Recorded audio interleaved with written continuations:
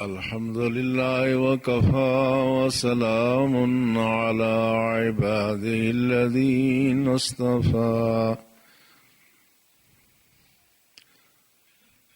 أما بعد فأعوذ بالله من الشيطان الرجيم بسم الله الرحمن الرحيم إن أكرمكم عند الله يتقاكم آمنت بالله صدق الله مولانا العظيم قال الله تبارك وتعالى في شأن حبيبه الكريم إن الله وملائكته يصلون على النبي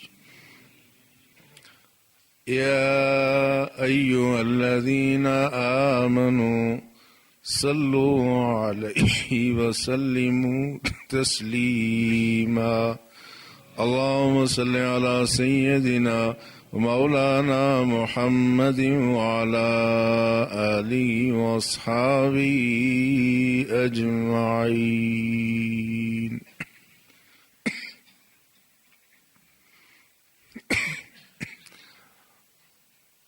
لائق احترام برادران ملت، گزشتہ جمعۃ المبارک کے خطبے میں یہ حقیقت واضح کرنے کی کوشش کی گئی تھی کہ دوسرے اہل ایمان کے ایصال ثواب کے ساتھ ساتھ اصل جو آدمی کو چیز کام آتی ہے پہلے مرحلے پر اس دنیا سے الوداع ہو کے اگلی دنیا کی طرف سفر کرتے ہوئے وہ آدمی کے اپنے اعمال ہی ہے، لہذا اس پر توجہ کی ضرورت ہے، اس کی فکر کی ضرورت ہے، اور ہر شخص کا مقام و مرتبہ آنکھیں بند ہوتے ہی ایک نئے پیمانے پر مرتب کیا جاتا ہے۔ آدمی کی قدر و منزلت، اس کا وزن ایک نئے ترازو پر تلتا ہے۔ جو پیمانے ہم نے قائم کر کے لوگوں کو بڑا یا چھوٹا بنایا ہوتا ہے، یہ سارے پیمانے رب کے حضور پہنچ کے باطل ہو جاتے ہیں، اور اس مرحلے پر اتنا باریک حساب کتاب ہے۔ ہر شخص کے ساتھ معاملہ اس کی نیت اور اس کے ایمان و عمل کے مطابق ہی ہوتا ہے۔ جس کا ایمان جتنا کامل ہے، جس کی نیت جتنی صاف ہے، اور جس کا عمل جتنا مقدار میں ہی نہیں، کمیت میں نہیں، کیفیت میں جتنا اعلیٰ عمل ہے، اسی کے مطابق اس کا نیا وزن ہوتا ہے، نئی قدر و قیمت لگتی ہے، اور اسی پر بقیہ زندگی کا انحصار ہے۔ اس میں اگر کوئی ایصال ثواب کرتا ہے تو پھر اس میں فائدہ یقیناً پہنچتا ہے، لیکن اصل جو پہلے مرحلے پر کام آنے والے وہ آدمی کے اپنے اعمال ہی ہے۔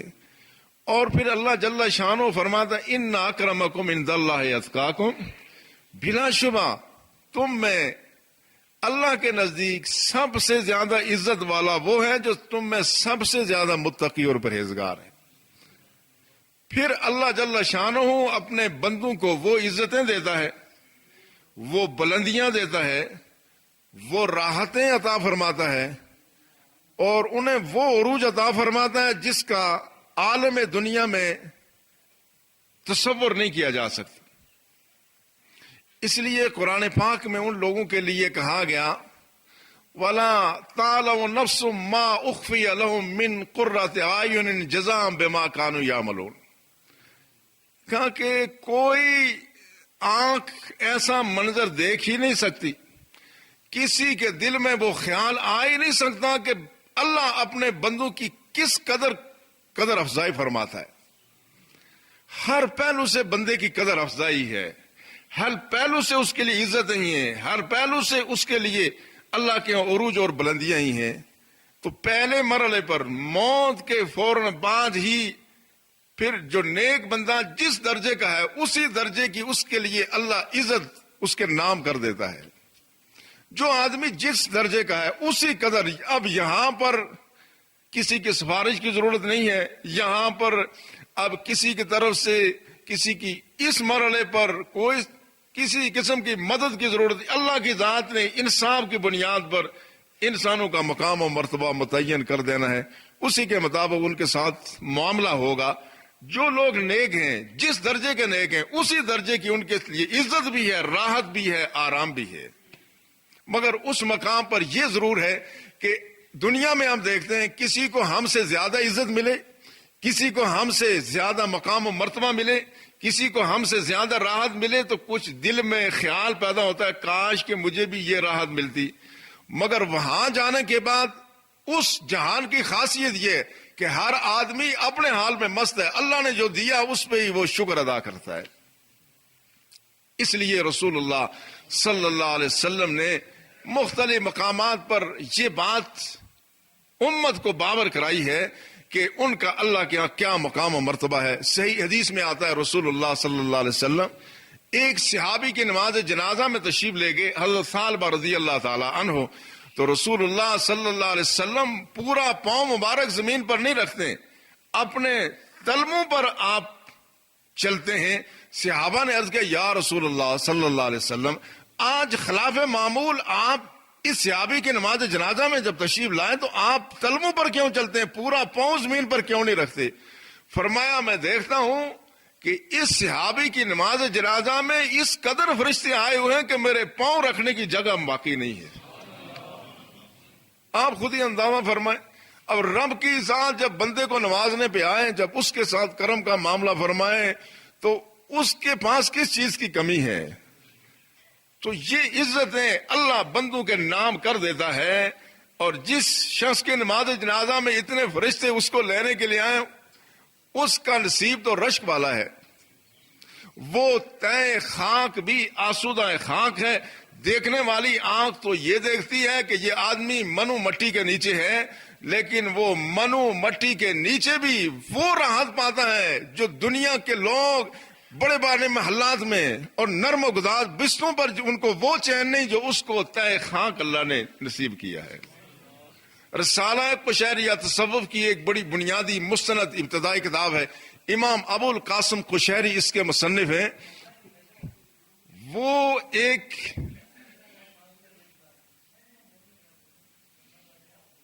اب یہ بھی ہماری تربیت کی ضرورت ہے. مجھ سے ایک آدمی پوچھ رہا تھا مظفر آباد میں پرسوں کہ کوئی شخص یہ جو آیت ہے کہ اللہ کے رسول کے سامنے آواز بلند نہ کر رہے ہو ورنہ تمہارے اعمال ضائع ہو جائیں گے، تو آج کے دور میں اس کا کیا مفہوم ہے؟ میں نے کہا آج کے دور میں مفہوم یہی لگتا ہے کہ اللہ اور اللہ کے رسول کی بات ہو رہی ہو تو آدمی اپنی آواز کو بلند نہ کرے، اس میں خلل نہ ڈالے. اب اللہ کے رسول تو تشریف فرما نہیں ہے، مگر اللہ اور اللہ کے رسول کی بات ہو رہی ہے، اس بات کا احترام ہے، اس ذات کا احترام ہے، فرد کا احترام نہیں ہے، اس ذات کی اور اس کی بات کا احترام ہے. اس کی بات ہو رہی ہو تو کوئی آدمی دوسری اپنی بات نہ کرے، یہ بھی آداب کے خلاف ہے. اب جن لوگوں نے جتنا ادب کیا اتنا کما گئے، اور جو ادب نہیں کر سکے اپنے آپ کو گما گئے. یہی بات ہے. اب دیکھیں حضرت سفیان ثوری رضی اللہ تعالی عنہ، یہ ان کا نام ثور نہیں تھا، سفیان نام تھا. یہ ایک دفعہ مسجد میں داخل ہوئے، بے خیالی میں بایاں پاؤں پہلے مسجد میں داخل کر دیا تو غیب سے آواز آئی ھذا ثور، یہ بیل ہے، یہ بیل ہے، اس کو دیکھو مسجد میں داخل ہو رہا ہے، بائیں پاؤں کو رکھ دیا. اب ہر آدمی کا مقام مردہ اس کی حیثیت کے مطابق ہی ہوتا ہے. ہمیں یہ آواز، ہم مسجد میں شور بھی مچائیں تو کوئی ایسی آواز ہم نہیں سن سکتے. مسجد میں یہاں لوگ جوتے بھی چوری کر کے لے جاتے ہیں مگر کسی کو ایسی آواز سنائی نہیں دیتی کہ یہ چور ہے، اس لیے کہ مقام و مرتبہ ہر ایک کا اپنا ہے، اور اسی مقام مرتبے کے مطابق آدمی کے ساتھ معاملہ بھی ہوتا ہے، اجر و ثواب بھی ویسے ملتا ہے. وہ اللہ کا ایک کامل ولی تھا، وہ صاحب شریعت تھا، اس نے جب بایاں پاؤں رکھا تو غیب سے سزا آ گئی، ہاذا سورن، دیکھو بیل مسجد میں داخل ہو رہا ہے۔ یہ بات ان کو اس قدر لگی دل پر کہ انہوں نے اس کے بعد اپنا نام سفیان کے ساتھ ثوری رکھ لیا، وہ بیل سفیان۔ دیکھا آپ نے، غلطی ہوئی مگر کس طرح اپنے نام کے ساتھ۔ آج کوئی آدمی ایسا کر سکتا ہے اپنا نام ایسا دوسرا کوئی کہتا آدمی سیکھوا ہو جاتا ہے، مگر جنہوں نے من تواضع للہ رفع اللہ، جس نے رب کے سامنے جتنا گرایا خدا نے اس کو اتنا ہی اٹھا لیا۔ رب کے ہاں پیمانے اور ہیں ناپنے تولنے کے، وہاں جو جتنا اپنی گردن کو فراز کرے گا اللہ اس کو اتنا نیچے کر دے گا، وہاں جہاں جتنا جھکے گا خدا اس کو اٹھا دے گا۔ یہ واقعہ حضرت شیخ عطار نے تذکرۃ الاولیاء میں نقل کیا کہ انہوں نے اپنا نام تو سوری رکھ لیا، لیکن اس کے بعد ہوا کیا، اب کس قدر احساس ہے کہ خدا کے گھر کی بے حرمتی ہو گئی ہے۔ الگ کے قصدن بھی نہیں تھی، کوئی شور شرابہ بھی نہیں کیا، کوئی ہنگامہ آرائی نہیں کی، مسجد کے آداب کو جان بوجھ کر کے متاثر بھی نہیں کیا، لیکن ایک غلطی ہو گئی۔ تو جب ان کا آخری وقت قریب آیا، اب عاجزی کی پھر انتہا کر دی، سوچا کہ مجھے غیب سے کہا گیا تھا یہ بیل ہے، تو کیوں نہ میں اپنی جان مالک کو، مال ویشیوں کو کی باڑ، جس کو ہم اپنی زبان میں گوال کہتے ہیں، کیوں نہ میں مالک کیوں جانا تو ہے، تو کیوں نہ میں باڑ میں ہی چلا جاؤں، تو شاید اور کرم نوازی ہو جائے، اللہ مجھے معاف فرما دے۔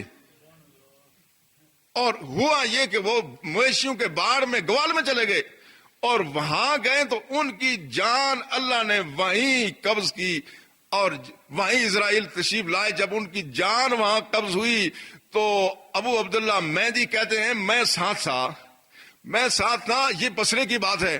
انہوں نے کہا میں نے دیکھا ایک تو پردیس ہے، اس دور دراز مقام پر یہ میرے استاد دنیا سے پردہ کر گئے ہیں، کل میں ان کی لاش کو دفن کیسے کروں گا؟ ہم پردیسی ہیں، اجنبی ہیں، جاننے والا کوئی نہیں ہے، رشتہ تعلق کوئی نہیں ہے، ان کو دفن کیسے کروں گا؟ وہ کہتے ہیں اللہ کی ذات شاہد ہے، جب دوسرے دن صبح ہم اٹھے تو ہم نے دیکھا کہ اس باڑ کے چاروں طرف ہزاروں لوگ جمع ہیں، اور حاکم بصرہ خود وہاں موجود ہے۔ تو میں نے پوچھا تم لوگ کیوں آئے ہو؟ انہوں نے کہا اس لیے آئے کہ ہم سب کو خواب میں رسول اللہ صلی اللہ علیہ وسلم نے حکم دیا کہ ہمارا ایک غلام دنیا سے آ گیا ہے، سب جا کر کے عزت و احترام سے اس کو دنیا سے الوداع کرو۔ آپ دیکھ رہے ہیں کہ کیا آدمی کس طرح سے رب کے ساتھ معاملہ جس طرح سے کیا جائے گا ویسے ہی اجر و ثواب بھی ملے گا۔ جتنی باریکیاں، جتنے تعلق میں ہم باریکیوں میں جائیں گے رب کی ذات ہی اتنی کرم نوازی فرمائے گی۔ جیسے ہم سطحی ہو جائیں گے، جتنے ہم اوپر آ جائیں گے اسی قدر رب کا فیض بھی اسی سطح پہ آ جائے گا۔ یہ اللہ کے ہاں عدل و انصاف ہے۔ جانے والے جو جاتے ہیں بظاہر تو جانے کا طریقہ ایک ہے، لیکن در حقیقت جانے والوں میں بہت فرق پڑ جاتا ہے۔ خود رسالہ قشیریہ میں امام ابو القاسم قشیری نے لکھا کہ ایک شخص مدینہ طیبہ میں اس کا وصال ہو گیا۔ جب وصال ہو گیا اور ابو عبداللہ نامی شخص جو اس کے استاد بھی ہیں، یہ انہوں نے جا کے جب اس کو قبر میں اتارا، قبر میں اتار کے تو قبر کا مقام ہی بظاہر ایسا ہے کہ ہر آدمی کو دوسرے کی اس حالت پر رحم آتا ہے، تو انہوں نے کہا خدا تیری غربت پہ رحم کرے، خدا تیری غربت پہ رحم کرے۔ یہ کوئی شاید پردیسی بھی ہوا ہوگا، اور کہا خدا تیری غربت پہ رحم کرے۔ کہتے ہیں کہ اس شخص نے کفن سے آواز دی یذللنی اندہ من یذللنی، کہ تو اس کے سامنے بے آبرو کرتا ہے جس نے مجھے بڑی بے آبرو دے دی ہے۔ اس نے اس حالت میں یہ بات کہی۔ لہذا یہ اس بات کی طرف اشارہ ہے، رب کے احکامات کی جس قدر تابعداری کی جائے گی، جس قدر اس کا احترام کیا جائے گا، اسی قدر اللہ اکرام بھی فرمائے گا، اسی قدر اللہ کی ذات عزت بھی عطا فرماتی ہے۔ جن لوگوں نے اللہ کے احکامات کو اپنے وجود پر نافذ کیا، اللہ کے رسول کی اطاعت اور اتباع کی، اور عاجزی سے ادب سے وقت گزارا، ان کو اللہ نے بہت عزتیں عطا فرمائی ہیں۔ جو شخص جتنا تھا اس کو اللہ نے ویسے ہی عزت عطا فرمائی ہے۔ عالم برزخ ایک مختصر سا کتابچہ ہے جو دارالعلوم دیوبند کے محترم قاری محمد طیب صاحب نے لکھا ہے، اس میں وہ کئی واقعات لکھتے ہیں۔ ایک واقعہ انہوں نے حضرت شاہ عبد القادر کا لکھا ہے جو حضرت شاہ ولی اللہ کے بیٹے ہیں، اور قرآن پاک کا لفظی ترجمہ یہ سب سے پہلے حضرت شاہ عبد القادر نے کیا تھا۔ جب ان کا وصال ہو گیا تو حضرت شاہ عبد العزیز دہلوی جو حضرت شاہ ولی اللہ کے دوسرے صاحبزادے ہیں، بڑے جید عالم ہیں اور صاحب تقوی اور صاحب فراست بزرگ تھے، انہوں نے خواب میں دیکھا، انہوں نے کہا کہ جس رات حضرت شاہ عبد القادر کو ہم نے سپرد خاں کیا، میں نے خواب میں دیکھا یہ دہلی میں ان کی قبر ہے، مزار دہلی میں، کہا جس دن یہ مدفون ہوئے میں نے خواب میں دیکھا کہ اللہ نے دہلی کے جتنے بھی گناہگار مسلمان تھے سب سے عذاب اٹھا لیا۔ اللہ کا ایک نیک بندہ زیر زمین آ گیا ہے۔ اللہ کے لیے کون سی بات مشکل ہے؟ یہ تو بندے اپنے پیمانوں پر تولتے ہیں کہ کسی کو کتنا دیا تو کیا خرچ ہوگا، کتنا باقی رہے گا۔ اس کے ہاں کرم نوازی یہ ہے کہ جو آدمی وہ ایک کو بھی اگر دنیا کی ساری نعمتیں دے دیں تو پھر بھی اس کے خزانے ختم ہونے والے نہیں ہیں۔ لہذا اس کی ذات کے ساتھ آدمی کا تعلق جتنا عمدہ اور جتنا نازک ہوا، اسی قدر اللہ اس شخص کو اتنا احترام عطا فرمائے گا، اتنی راحت عطا فرمائے گا۔ لہذا کچھ چیزیں تو وہ ہیں جو رسول اللہ صلی اللہ علیہ وسلم نے احادیث میں ہمیں ارشاد فرمائی، اور کچھ چیزیں وہ ہیں جو ہمارے کبھی کبھار مشاہدے میں بھی آ جاتی ہیں۔ عالم برزخ کے جتنے احوال ہیں وہ تو زیادہ تر قرآن اور سنت سے ہمیں معلوم ہوتے ہیں۔ لہذا سورہ یاسین میں ایک شخص کا ذکر ہے، یہ حضرت عیسیٰ علیہ السلام کا امتی تھا۔ حضرت عیسیٰ علیہ السلام نے اس کو اس زمانے میں دین کی اشاعت کے لیے بھیجا، اور حبیب نجار اس کا نام ہے۔ اس نے ساری زندگی دین کی اشاعت میں ہی گزاری۔ جب اس کا انتقال ہو گیا، سورہ یاسین آپ میں سے بہت سارے لوگوں کو یاد ہے، اور اس میں وہ جو لفظ ہیں قیل ادخل الجنہ قال یا لیت قومی یعلمون بما غفر لی ربی وجعلنی من المکرمین، اس کے یہ عالم برزخ میں چلا گیا۔ حضرت عیسیٰ علیہ السلام کا امتی ہے۔ اب سورہ یاسین میں وہ الفاظ دہرائے جا رہے ہیں۔ اللہ نے جب اس کو عزت دی عالم برزخ میں تو اس نے سوچا کہ کاش میرے پچھلوں کو بھی پتہ چل جائے کہ اللہ نے مجھے معاف کیا، جنت عطا فرمائی، اور اللہ نے مجھے بڑی عزت کا مقام عطا فرمایا ہے۔ تو پھر اللہ نے قرآنی آیات کی صورت میں اس کا پیغام اہل دنیا تک پہنچایا کہ وہ کیا کہتا ہے، قیل ادخل الجنہ، جب اس کو کہا گیا جنت میں داخل ہو جا تو اس نے کہا یا لیت قومی یعلمون بما غفر لی ربی وجعلنی من المکرمین، کہ کاش کے معلوم ہو جائے پچھلوں کو کہ اللہ نے مجھے معاف کر دیا، اللہ نے مجھے بہت عزت بھی عطا فرمائی ہے۔ یہ پیغام اللہ جل شانہ وحی کے ذریعے سے اس کا پہنچا رہا ہے دنیا والوں کو، کہ دنیا والوں کو اس کے پچھلوں کو بھی پتہ چل جائے کہ اللہ نے اس کو کس طرح سے معاف فرمایا ہے۔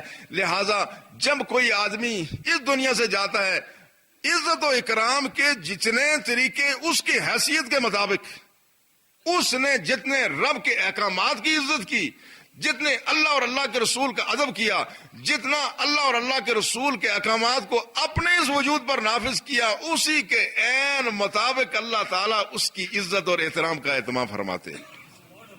اور اس میں یہ بات بھی ہے کہ عام طور پر بندہ مرتا ہے، دنیا سے جانے کے بعد آدمی کا وجود یہ کیڑوں کی خوراک ہو کے ختم ہو جاتا ہے، اور اہل ایمان میں سے بھی ہزاروں نہیں، لاکھوں نہیں، کروڑوں اربوں ایسے دنیا سے گئے ہوں گے جن کا وجود زمین کے نیچے جانے کے بعد محفوظ نہیں رہا۔ اس کا مطلب ہرگز نہیں کہ وہ ایمان کی دولت سے محروم تھے، نہیں، مگر درجے کی بات ہے۔ کچھ لوگوں کا ایمان اس درجے پر ہوتا ہے، وہ اس بات کے مستحق ہوتے ہیں کہ خدا ان کے اس وجود کو جو اس دنیا میں اللہ کی اطاعت اور اتباع میں رہا، اس کو تہ خاک بھی کسی قسم کی گزن نہ پہنچنے دے، وہ تہ خاک بھی وہ وجود محفوظ رہے۔ یہ بھی اس کی عزت کا ہی ایک پہلو ہے، یہ بھی عزت کا ایک انداز ہے، اس کی تکریم کا ایک انداز یہ بھی ہے کہ اس کے وجود کو اللہ زمین کے نیچے بھی محفوظ رکھے۔ ایسے بہت سارے واقعات تاریخ میں سامنے آتے ہیں، تجربے اور مشاہدے میں آتے ہیں۔ مشہور واقعہ دو صحابہ کا ہے، حضرت حذیفہ بن یمان اور حضرت جابر بن عبداللہ۔ حضرت حذیفہ بن یمان یہ وہ صحابی ہیں جو غزوہ احد میں بھی شریک ہوئے، غزوہ خندق میں بھی شریک ہوئے، اور حضرت عمر نے ان کو مدائن میں بھیجا تھا، انہوں نے آذربائیجان کو بھی فتح کیا، اور پھر مدائن میں یہ افسر بندوبست بھی وہاں مقرر ہوئے، وہاں کے عامل بھی تھے، ان کا وصال بھی وہاں ہوا مدائن میں، اور دریائے دجلہ کے قریب ان کو دفن کر دیا گیا۔ دوسرے صحابی حضرت جابر بن عبداللہ ہیں، یہ بھی غزوہ خندق میں شریک ہوئے اور رسول اللہ کے جلیل قدر صحابی ہیں۔ حجۃ الوداع کے موقع پر بھی یہ تھے، بیعت رضوان کے موقع پر بھی جب رسول اللہ صلی اللہ علیہ وسلم نے صحابہ سے بیعت کی، اور جس کا قرآن میں ذکر ہے ید اللہ فوق ایدیہم، اور ان صحابہ جنہوں نے بیعت رضوان کے موقع پہ رسول اللہ کے ہاتھ میں بیعت کی تھی، اللہ نے فرمایا اللہ کا ہاتھ ان کے ہاتھوں کے اوپر تھا۔ ان کا بھی وصال ہوا اور عراق میں ہوا، دجلہ کے قریب ان کو مدفون کر دیا گیا۔ ایک عرصہ گزر گیا، 1300 سال کا عرصہ گزر گیا۔ یہ عراق کے بادشاہ شاہ فیصل اول کے زمانے کی بات ہے۔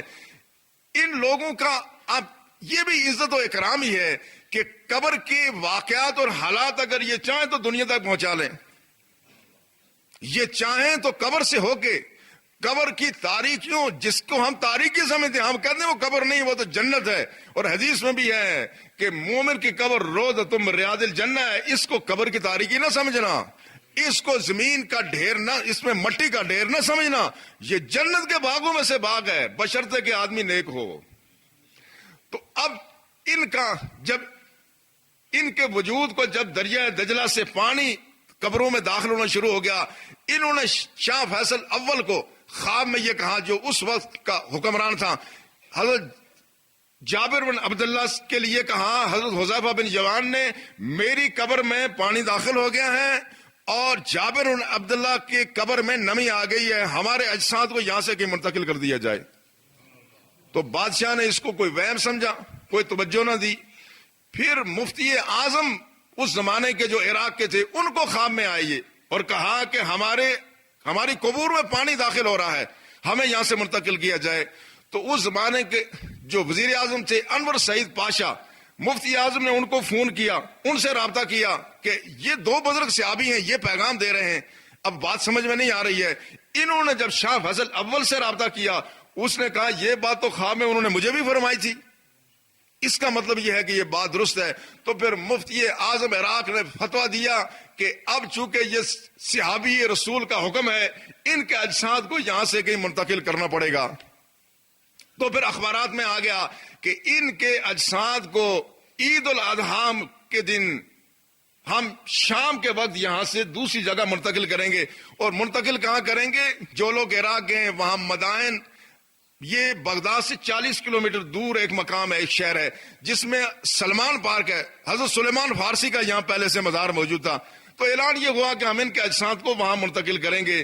جو لوگ حج پر گئے ہوئے تھے، جب ان کو پتہ چلا، انہوں نے مطالبات کیے اخبارات کے ذریعے سے کہ نہیں، اب چونکہ ہم لوگ حج میں ہیں، ہم جو عراق سے گزرنے والے تھے، انہوں نے کہا نہیں ابھی نہ کریں، ہم جب یہاں سے واپس آ جائیں تو یہ منظر ہم بھی دیکھنا چاہتے۔ تو فیصلہ یہ ہوا کہ حج ادا کرنے کے 10 دن بعد ان کے اجساد کو منتقل کیا جائے گا۔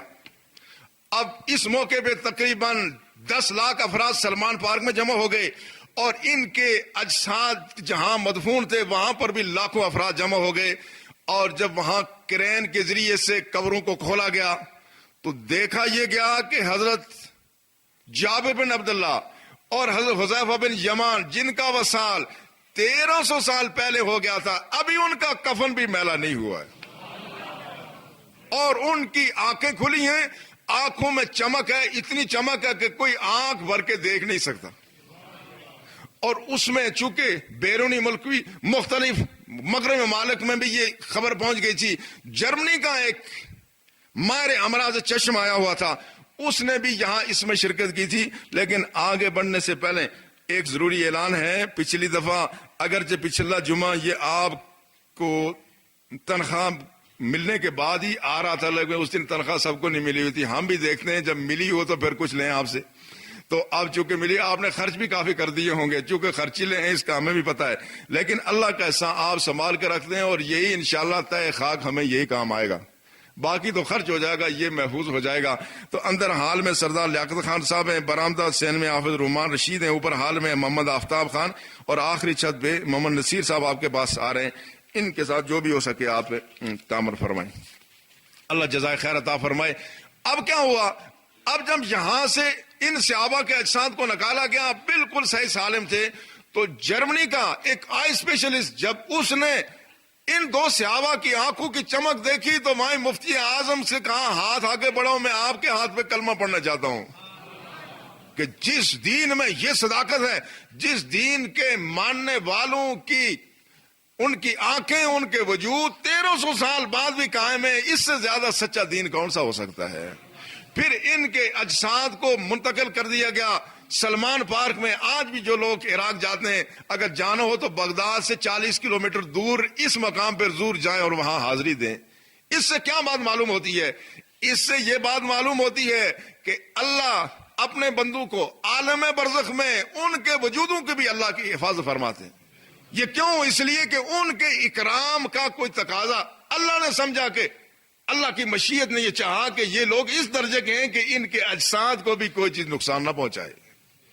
اس لیے وارث شاہ نے کہا، وارث شاہ او سدا ہی جیمدے نے جنہ کتیاں نیک کمائیاں نے. وہ سدا ہی جیتے ہیں جنہوں نے نیک کمائی کی ہے. لہذا اس میں یہ بھی کوئی معیار نہیں ہے کہ کون آدمی کتنا زیادہ پڑھا لکھا ہے، کون آدمی کتنے بڑے منصب پر فائز ہے، کون آدمی کتنا بڑا عالم ہے، محدث ہے، مفسر ہے. نہیں، جو آدمی جہاں بھی ہوگا، جس کو اللہ نے اس دنیا میں جو کردار دیا ہے، ایک آدمی فوج کا سپاہی ہے، کسی ادارے کا چپڑاسی ہے، اگر اس نے اللہ اور بندوں کا حق ادا کیا، اللہ کی ذات اس کی اس کوشش کو رائگاں نہیں کرے گی. اوپر والوں کا اپنا مقام ہے. اگر وہ جو منصب اقتدار پر فائز ہیں، اگر وہ بندوں کا حق بھی کریں ادا، اللہ کا حق بھی ادا کریں، تو رسول اللہ فرمایا السلطان المسلم ذل اللہ علی الارض، فرمایا مسلمانوں کا عادل حکمران روئے زمین پہ اللہ کا سایہ ہوتا ہے، اس کو اللہ اپنا سایہ قرار دیتا ہے. لیکن بشرطے کہ وہ انصاف سے کام لے، ورنہ جو آدمی جس کی جتنی زیادہ ذمہ داری تھی، جس نے جتنا ظلم کیا، جس نے جتنی بددیانتی کی، وہ خدا کے نزدیک اتنا ہی برا ہے. اور جس کا دائرہ اختیار محدود تھا، جس کے کام کی نوعیت محدود تھی، اس نے اپنی حیثیت سے جو کام کر دیا، اللہ اس کو بھی محروم نہیں کرے گا. عزت اللہ سب کو دیتا ہے، مگر اپنے مقام مرتبے کے اعتبار سے. اور میں دور کی بات نہیں کرتا، یہ 2011 کی بات ہے. یہ سنگولا میں آگے دریک کا ایک قصبہ ہے. آپ میں سے بعض لوگ سنگولا سے ان کو پتا ہوگا. آپ کو پتا ہے جو پچھلے سال فروری میں جو بارشوں کا سلسلہ شروع ہوا، اس میں لینڈ سلائڈ ہو گئی قبرستان کی. جب لینڈ سلائڈ ہوئی تو اس میں ایک ایسا شخص بھی مدفون تھا جو کوئی عالم نہیں تھا، فاضل نہیں تھا، محدث نہیں تھا، مفسر نہیں تھا، مگر وہ اللہ کا نیک بندہ تھا. سلسلہ قادریہ میں بیعت تھا محمد زمان اوان کے نام سے. آپ میں سنگولا سے کے لوگ یہاں موجود ہوں گے، ان کو زیادہ پتا ہے. آپ بعض حضرات ہاتھ بھی اٹھا رہے ہیں کہ ہمیں پتا ہے. مجھے کسی نے ان کے بارے میں بتایا. ان کی خاصیت کیا تھی؟ وہ آدمی پہلے کی آرمی میں رہے، جاپان میں بھی قید رہے، اس کے بعد پھر جب اپنے وطن میں آئے تو یہاں آنے کے بعد انہوں نے ایک مسجد کی امامت شروع کر دی، شاید 2 مساجد میں امامت بھی کی. 110 سال کی عمر میں ان کا وصال ہوا. ہمیشہ بابودو رہتے تھے، کوئی بہت بڑا کردار نہیں تھا. اس دنیا میں بہت سارے، آپ نے آج نام سنا ہوگا، شاید بہت سارے لوگوں کو نام کا بھی نہیں پتا تھا، مگر اس کا جتنا کردار تھا اس نے خوبصورتی سے ادا کیا. بابوزو بھی رہے، بندوں کے حقوق کا خیال، اللہ کے حقوق کا خیال. لیکن جب یہ ان کے وصال ہوئے، 2000 میں وصال ہوا، اور یہ تقریباً 11 سال کی بات ہے. 11 سال بعد جب وہاں سلائڈ ہوئی اور قبریں الٹ پلٹ ہوئی تو ان کے اس قبر سے جب وجود کو نکالا گیا، بالکل صحیح سالم وجود. جس شخص کا وجود مرنے کے 11 سال بعد صحیح سالم ہے، وہ 1100 سال بعد بھی سالم ہوگا اور 11,000 سال بعد بھی سالم ہوگا. اس لیے اہل ایمان، عرض کرنے کا مدعا یہ ہے، اللہ نے ہمیں یہ وجود عطا فرمائے، اللہ کی نعمت ہے. اس وجود نے آخر ایک دن اس دنیا سے تو جانا ہی ہے. تو کیا یہ بہتر نہیں ہے کہ جہاں تک ہو سکے ہم اس وجود کو اللہ کی اطاعت میں لگا دیں، جہاں تک ہو سکے ہم اس درجے کی. اور یہ بات سوچنا بھی نہیں چاہیے کہ مجھے میرے وجود کو بھی اللہ صحیح سالم رکھے اور یہ آدمی یہ اپنا میرٹ بنا لے کہ میں اس طرح کا نہیں. آدمی صرف کم سے کم پر جس کو کہتے ہیں لو پروفائل پہ چلا جائے, بھائی یا اللہ اتنا کرم فرما دے کہ جو تیرے ناپسندیدہ بندے ہیں خدایا ان کی فہرست سے مجھے نکال دے, ان کی فہرست سے مجھے نکال دے. ان کی فہرست سے جو آدمی نکالنے کی صدا کرے گا, ہمیں امید ہے کہ اللہ کی ذات اس کے ساتھ بہت کرم فرمائے گی, اس کے ساتھ بہت زیادہ کرم ہوگا. اتنا بھی ہم کر لیں جو ہم سے میسر ہوتا ہے. یہ زمانہ فتنے کا ہے, یہ زمانہ فتنے کا ہے. یہ ہر طرف گناہ کی دعوت ہے. ہم اپنے گھر میں ہیں تو گناہ ہمارے گھر کے اندر موجود ہے, ہمارے ٹی وی کی اسکرین پہ گناہ ہے, ہمارے ریڈیو پہ گناہ ہے, ہمارے موبائل میں اتنا زہر ہماری نوجوان نسل کے لیے بھر دیا گیا ہے. ہر طرف گناہ ہی گناہ ہے. ہر طرف ہمارے وجود کو, ہماری سوچ کو پراگندہ کرنے, ہمیں برباد کرنے کا اہتمام کیا گیا ہے. اس مرحلے پہ ہر شخص کو بہت زیادہ محتاط رہنے کی ضرورت ہے. جو ہو سکے, جتنا ہو سکے, ہم رب کے حضور اتنا کر کے بقیہ کے لیے اللہ سے معافی مانگتے رہیں. ہمیں امید ہے کہ اللہ کی ذات ہم پر کرم فرمائے گی, اس لیے کہ اللہ نے فرمایا ان اکرمکم عند اللہ اتقاکم. تم میں سے جو آدمی جتنا تقوی اختیار کرے گا اللہ اس کو اتنی عزت عطا کرے گا. اور پھر یہ بات بھی ہے کہ تقوی کا معیار بھی حالات کے مطابق تبدیل ہوتا رہتا ہے. جہاں پر چاروں طرف نیکی ہے وہاں کسی نے نیکی کر لی تو اس کی نیکی کا وہ اجر و ثواب نہیں, جہاں چاروں طرف برائی ہے اس میں جو بچ گیا اس کو اجر و ثواب ہے. اس لیے رسول اللہ صلی اللہ علیہ وسلم نے فرمایا من احیا سنتی عند فساد امتی فلو اجر مئات شہید. فرمایا جب میری امت میں فساد ہوگا, صحابہ کو کہہ رہے ہیں, اس نے میری ایک سنت کو بھی زندہ کر دیا, فرمایا اس کو 100 شہیدوں کو اللہ ثواب عطا فرمائے گا. ہم فتنے کے دور میں ہیں, اللہ کی ذات سے یہ بات پوشیدہ نہیں. ہمیں آج انکساری کے ساتھ اس دور کے شر سے اپنے آپ کو, اپنے وجود کو بچانا ہے تاکہ اس کے بعد کی جو ہماری زندگی ہے وہ ندامت, حسرت, پریشانی اور محرومی والی نہ ہو. اللہ ہمیں توفیق عطا فرمائے. وما علینا الا البلاغ.